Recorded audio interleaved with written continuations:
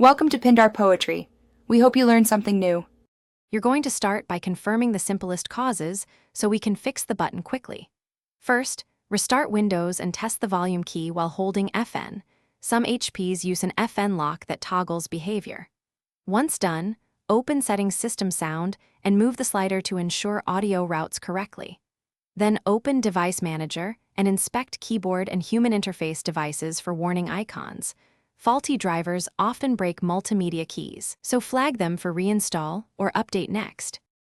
Now you'll repair software layers that map the physical key to volume control. In Device Manager, uninstall the audio and keyboard device entries, then reboot so Windows reinstalls fresh drivers automatically. This often restores key mapping.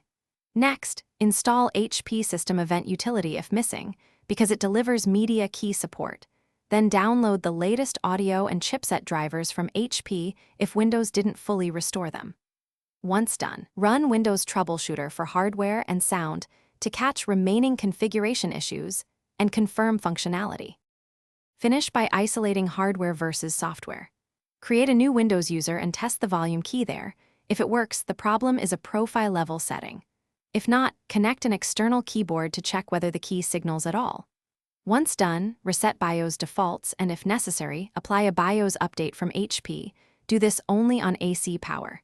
If the key still fails, consider removing and cleaning the keycap or replacing the key module. If all else fails, use on-screen controls and keep this troubleshooting tip in mind.